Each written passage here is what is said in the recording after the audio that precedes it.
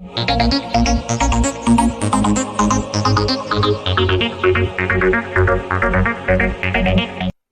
कार्तिक कश्यप स्वागत करता हूं आपका अपने चैनल वाईटी पेपर पे। तो पिछले क्लास में हम देखे थे प्लांट न्यूट्रिशन हमारा स्टार्ट हो चुका था। तो प्लांट न्यूट्रिशन में हम कवर किए थे फोटोसिंथेसिस और ऑटोट्रॉपिक न्यूट्रिशन और हेटरोट्रॉपिक न्यूट्रिशन।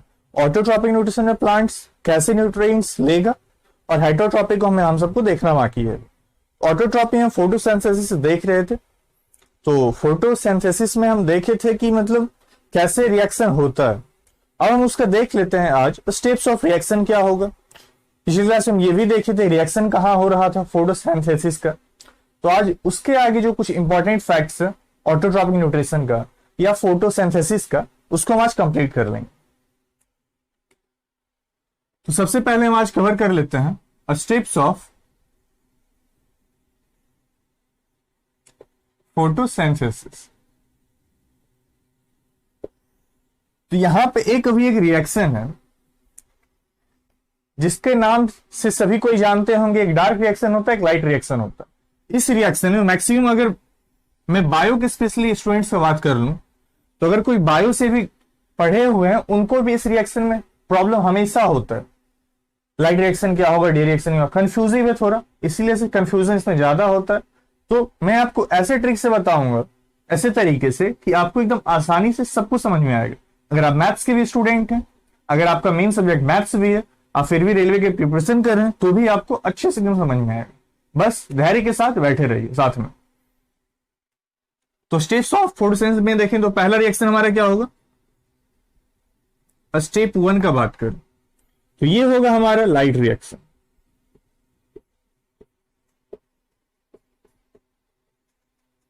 जिसको हम प्रकाशीय प्रतिक्रिया बोलते हैं। और इसके बाद हमारा होता है स्टेप 2। ये क्या होगा, ये हमारा है डार्क रिएक्शन, जिसको हम क्या बोलते हैं, अंधकार प्रतिक्रिया। तो बहुत सारे बच्चों को ऐसा कंफ्यूजन हो जाता है कि जैसे यहां लाइट रिएक्शन है प्रकाशीय प्रतिक्रिया और यहां पे अंधकार प्रतिक्रिया मींस डार्क रिएक्शन है। तो कोई अपने अनुमान से कोई बोल देते हैं कि ये डे की प्रेजेंस में होता है, मतलब इन डे, और ये एट नाइट या फिर एट इवनिंग, कुछ भी बोल सकते हैं, मतलब अंधकार में। बट ऐसा बिल्कुल फैक्ट नहीं है। दोनों रिएक्शन जब भी होगा तो डे में होगा। लाइट रिएक्शन जो है ये डार्क रिएक्शन पे डिपेंडेंट नहीं है, but dark reaction totally light reaction पे डिपेंडेंट है। वो कैसे डिपेंडेंट है वो हम अभी देखेंगे। जैसे रिएक्शन अगर हो रहा है तो फोटोसिंथेसिस रिएक्शन होगा। लाइट रिएक्शन कैसे होगा, इस रिएक्शन में फोटोसिंथेसिस जो है लाइट रिएक्शन को ट्रैप करेगा, मींस उसको एब्जॉर्ब करेगा, और लाइट को ब्रेक करेगा, मींस फोटोलाइसिस करेगा, मींस लाइट को तोड़ेगा। और क्या फॉर्म करेगा,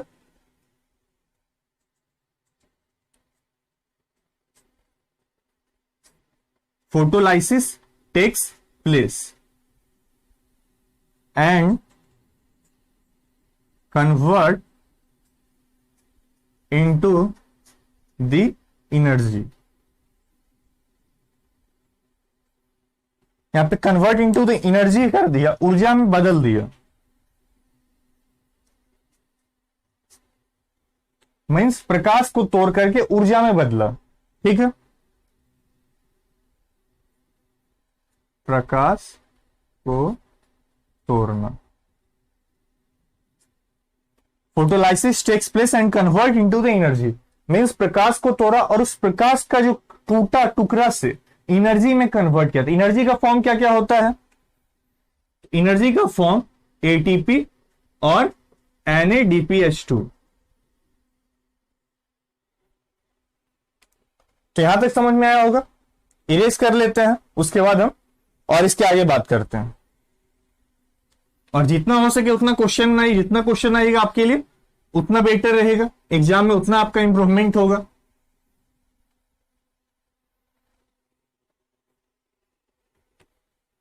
तो यहां पे हम देख रहे थे स्टेप 1 में फोटोलाइसिस हुआ और एनर्जी में कन्वर्ट किया। तो हम इसको एक रूप में बोल सकते हैं कि ये जो फोटोलाइसिस हो रहा है ये लाइट रिएक्शन एक तरह का। तो यहां पे light reaction convert into chemical reaction.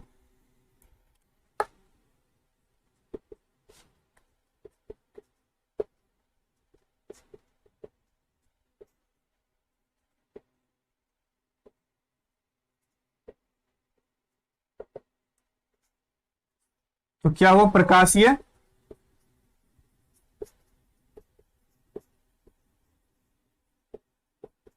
रासायनिक प्रतिक्रिया में बदल गए।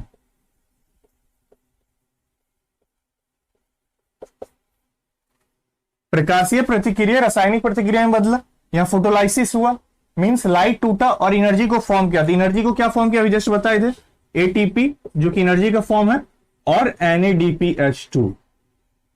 ये हमारा लाइट रिएक्शन है स्टेप 1। तो और ये लाइट रिएक्शन जो हो रहा है ये कहां हो रहा है, तो अभी हम बस नाम से जान लेते हैं। जब हम स्टेप 2 कर रहे होंगे तो हम अच्छे से फिगर में देख लेंगे। तो ये स्टेप 1 जो हो रहा था वो कहां हो रहा था। अगर हम बात करें क्लोरोप्लास्ट, जैसे पिछले क्लास में हम बात किए थे, हरित लवक होता है जो क्लोरोप्लास्ट, उसके थैलेकॉइड में ये रिएक्शन होता है। क्लोरोप्लास्ट के अंदर होता है, मींस हरित लवक के अंदर होता है। Reaction takes place in thylakoid of chloroplast। हरित लवक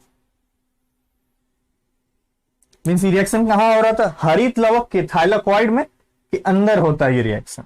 अब हम देख लेते हैं, ये समझ में आ गया होगा स्टेप 1 क्या होता है, लाइट रिएक्शन क्या होता है। अब हम देखते हैं स्टेप 2 स्टेप 1 पे डिपेंडेंट कैसे होता है।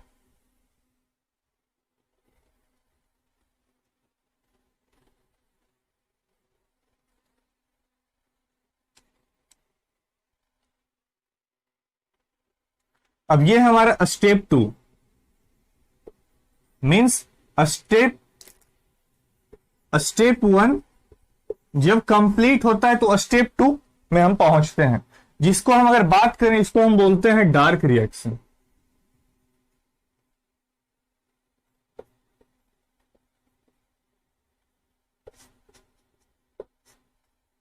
जिसको हम अंधकार प्रतिक्रिया बोलते हैं। तो अंधकार रिएक्शन ये आपके माइंड से हट चुका होगा अभी अगर आप पढ़े होंगे तो, या अगर आप पहले नहीं सुने थे ये बात तो ध्यान से सुन लीजिए कि अंधकार प्रतिक्रिया या डार्क रिएक्शन जो है ये अंधकार के प्रेजेंस में नहीं होता है। ऐसा नहीं है कि सिर्फ रात में होगा या इवनिंग में होगा या शाम में होगा, बिल्कुल नहीं। ये भी रिएक्शन दिन में ही होता है, एट डे टाइम।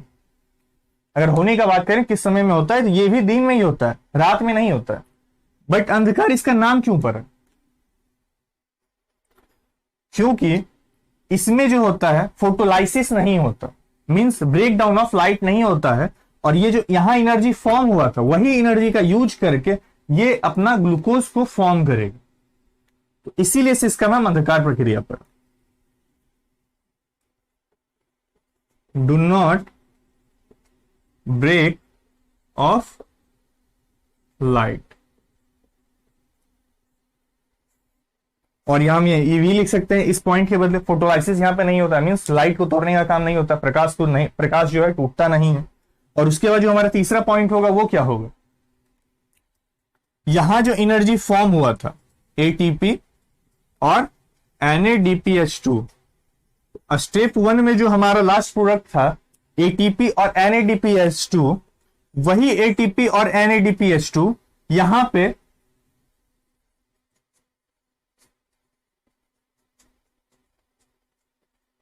टू के मदद से ग्लूकोज का फॉर्मेशन होगा।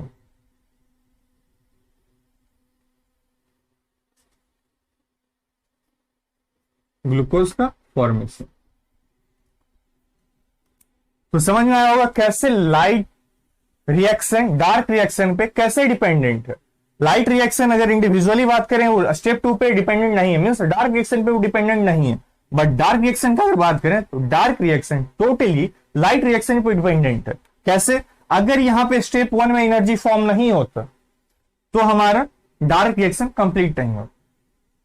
समझ में आ गया होगा। और ग्लूकोज का फॉर्मेशन हुआ तो ग्लूकोज का जब फॉर्मेशन हो जाएगा तो क्या करेगा, फिर प्लांट का बॉडी उसको यूटिलाइज करेगा, और जैसे कोई चीज में अगर उसको एनर्जी का जरूरत होगा तो ग्लूकोज को ब्रेक डाउन करके वो एनर्जी अपना लेगा।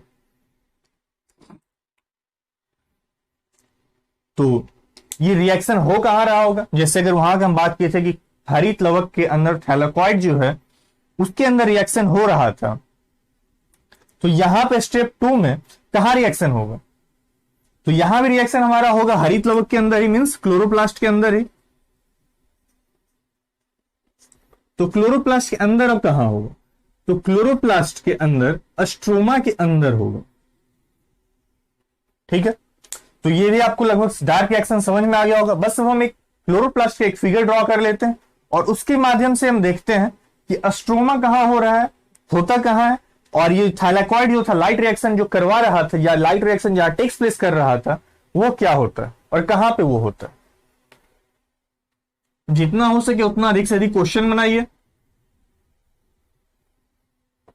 उतना ही आपके लिए फायदेमंद होगा।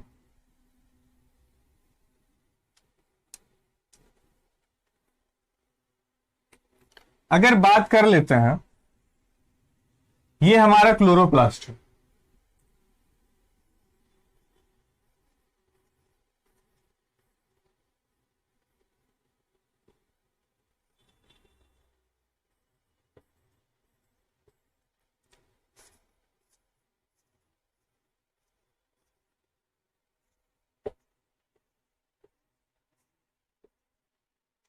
ये हमारा क्लोरोप्लास्ट है।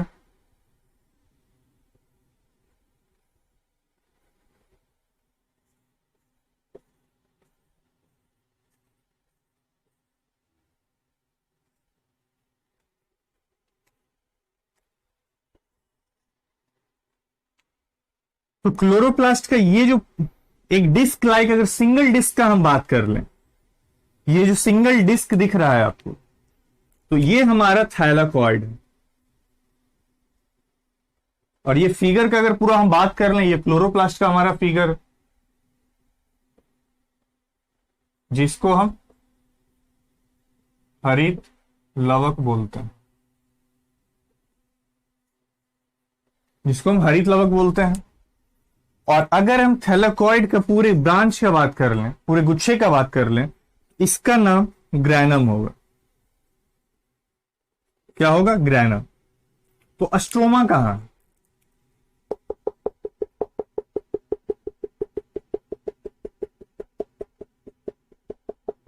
ये ग्रैनुअल लाइक स्ट्रक्चर जो आपको पूरा हरित लवक के अंदर दिखेगा, आप कहीं भी क्लोरोप्लास्ट का फिगर देख लीजिएगा या फिर यही फिगर देखिए आप, उसके अंदर ये जो ग्रैनुलर लाइक स्ट्रक्चर दिख रहा है, जो डॉटेड स्ट्रक्चर है, जो ये फिर फ्लूइड है, तो वही हमारा स्ट्रोमा कहलाता है। और डार्क रिएक्शन हमारा यही फ्लूइड के अंदर ही डार्क रिएक्शन होता है।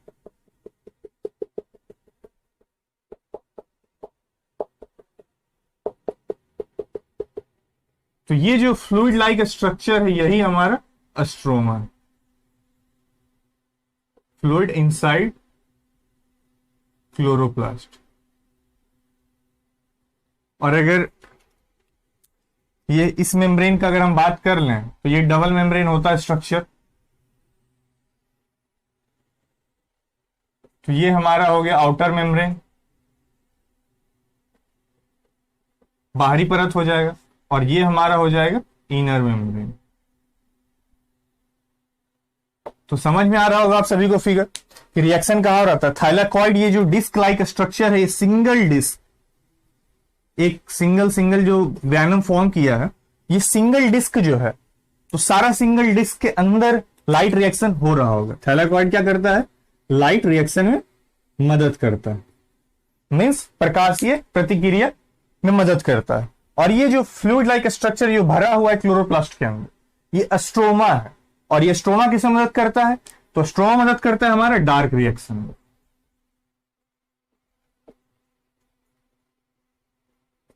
मींस अंधकार प्रतिक्रिया में मदद करता है।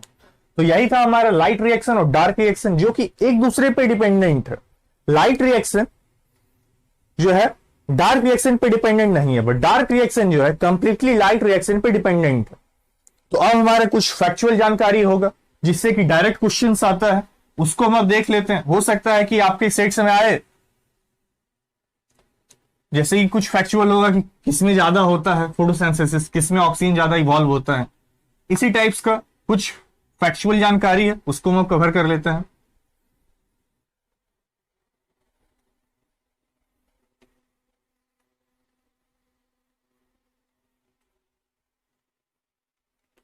अगर अब बात करें हम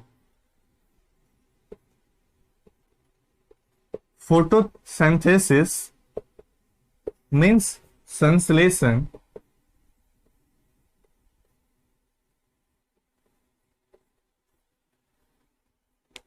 संश्लेषण जो है सबसे ज्यादा कहां पे होता है या किस प्लांट, मतलब अगर बात कर लें प्लांट्स का, तो प्लांट्स का टोटली 4 या 5 पार्ट्स होगा।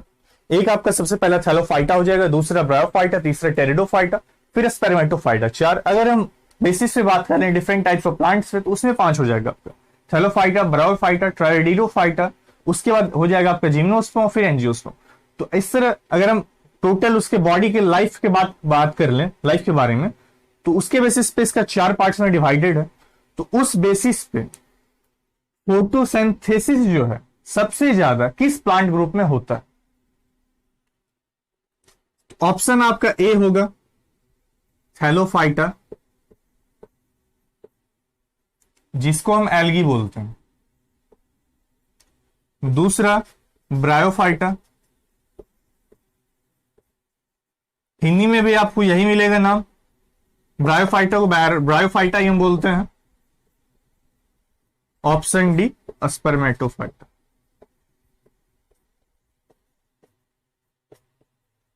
तो इन चारों में आपका आंसर क्या होगा? संश्लेषण जो है सबसे ज्यादा किस प्लांट ग्रुप में या पौधे के ग्रुप में होता है?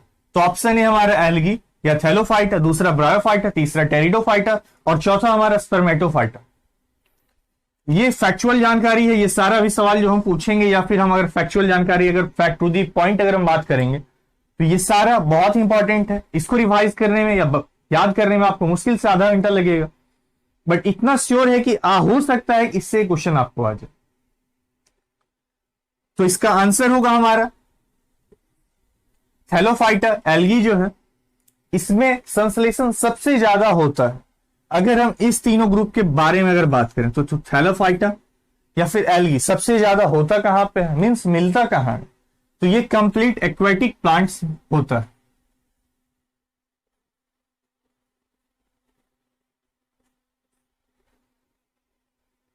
ये ज्यादा से ज्यादा आपको तालाब, लेक, नदी या अधिकतम समुद्र में मिलेगा। ये मतलब मैरीन है। इसका भी 3 पार्ट होगा, बस नाम से याद रख लीजिए। ग्रीन एल्गी, दूसरा हमारा होगा रेड एल्गी, और तीसरा है हमारा ब्राउन एल्गी। तो ये क्वेश्चन हमारा था, संश्लेषण फोटोसिंथेसिस जो है सबसे ज्यादा कहां होता है? एल्गी में होता है। तो हम देखते हैं दूसरा पॉइंट।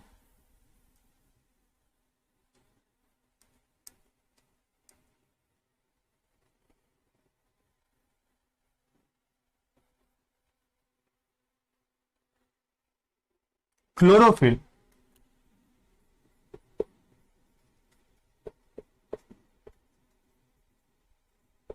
जिसको हम पर्णहरित बोलते हैं। तो पर्णहरित सब हम बता चुके हैं क्या होता है। ये क्लोरोफिल जो है ये एक पिगमेंट है। पर्णहरित जो है एक पिगमेंट है जो कि निकलता है हमारा हरित लवक के अंदर से। ए पिगमेंट फ्रॉम क्लोरोप्लास्ट, मतलब ऐसा पिगमेंट जो कि हरित लवक से निकलता है। तो हमारे यहाँ पे जो टू दी पॉइंट बात कर लें या फैक्चुअल जानकारी जो है, या फिर जो हमारा क्वेश्चन से ऐसे आ सकता है, क्लोरोफिल के अंदर कौन सा एलिमेंट मौजूद होता है। जैसे कि एग्जांपल के तौर पे अगर हम देख लें, अगर क्वेश्चन किसी को समझ में नहीं आ रहा होगा, तो हमारा अगर ब्लड का बात करें तो ब्लड के अंदर आयरन ज्यादा मात्रा में पाया जाता है, जो कि हेमोग्लोबिन हमारा जो बनता है आयरन की वजह से ही बनता है। तो यहां क्लोरोफिल जो है यह किस एलिमेंट की मदद से बनता है, या किसके अंदर कौन सा एलिमेंट सबसे ज्यादा मौजूद रहता है। तो इसका ऑप्शन है आप सभी को मैग्नीशियम, दूसरा है कैल्शियम, तीसरा है पोटेशियम और चौथा है सोडियम। क्वेश्चन में फिर से रिपीट कर देता हूं, क्लोरोफिल के अंदर कौन सा एलिमेंट प्रेजेंट होता है, which element present in chlorophyll.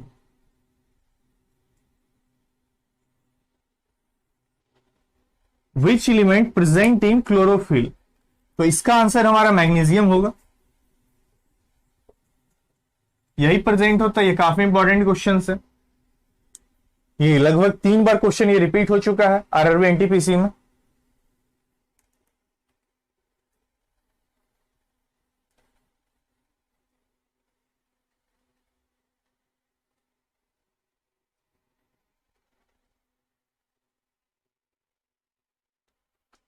अगर हम बात कर लेते हैं फोटोसिंथेसिस मीन्स संश्लेषण,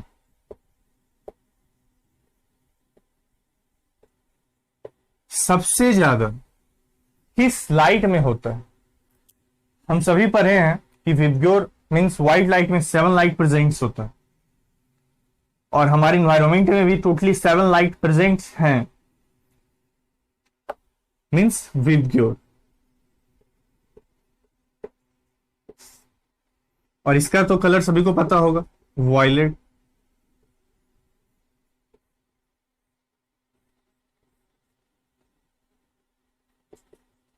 Indigo, blue, green, yellow, orange और रेड। तो ये 7 लाइट्स टोटली प्रेजेंट है। तो इन 7 लाइट्स में सबसे ज्यादा फोटोसिंथेसिस में, मतलब अगर कौन सा लाइट मतलब क्लोरोफिल के ऊपर आएगा जो सबसे ज्यादा फोटोसिंथेसिस होगा, तो इसका बात कर लेते हैं। मैक्सिमम फोटोसिंथेसिस,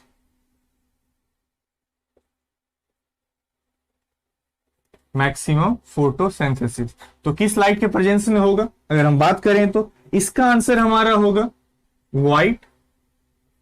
व्हाइट क्यों होगा, सभी को पता है, क्योंकि व्हाइट लाइट के अंदर टोटली 7 कलर्स प्रेजेंट है। व्हाइट अगर स्कैटर्ड होगा कितना कलर फॉर्म करेगा, 7 करेगा। तो इसीलिए से व्हाइट हमारा होगा आंसर, जो कि मैक्सिमम फोटोसिंथेसिस करेगा। और उसके बाद सबसे ज्यादा रेड करेगा, जो कि मैक्सिमम फोटोसिंथेसिस होगा। तो दूसरा हमारा मिनिमम फोटोसिंथेसिस किस लाइट में होगा, तो मिनिमम हमारा ग्रीन कलर के लाइट में होगा। ग्रीन लाइट मीन्स हरा प्रकाश में।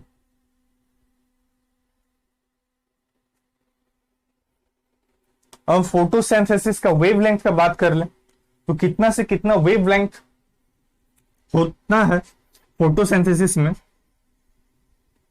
वेवलेंथ,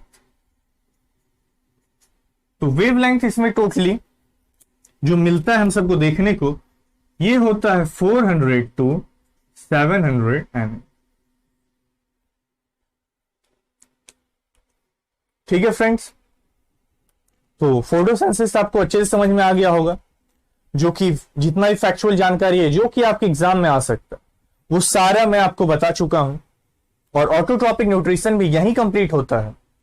अब हम अगले क्लास में हम देखेंगे हाइड्रोट्रॉपिक न्यूट्रिशन। तो यहां तक आपको समझ में आ गया होगा फोटोसिंथेसिस सबसे ज्यादा कहां होता है, अगर हम बात कर लें तो ये सबसे ज्यादा एल्गी में होता है। और अगर हम बात करें किस लाइट में सबसे ज्यादा फोटोसिंथेसिस होता है, तो ये हमारा व्हाइट और रेड में होगा, रेड लाइट में, लाल प्रकाश में या फिर उजला प्रकाश में। अगर हम बात कर लें मिनिमम फोटोसिंथेसिस कहाँ हो, किस लाइट में होगा, तो ये हमारा हरा प्रकाश या फिर ग्रीन लाइट में होगा। और इसका वेवलेंथ कितना होगा, 400 to 700 nm। और हम क्लोरोप्लास्ट का फिगर देखे थे, कहाँ रिएक्शन लाइट रिएक्शन हो रहा है और कहाँ डार्क रिएक्शन हो रहा है। तो आज के लिए हम इतना ही रहने देते हैं। अगर आपको हमारा वीडियो पसंद आया हो, जितना हो सके उतना शेयर कीजिए, फ्रेंड्स में, फैमिली में, रिलेटिव में, और जिनको भी जरूरत हो उन्हें बताइए। तो आज के लिए क्लास यहीं समाप्त करते हैं। धन्यवाद।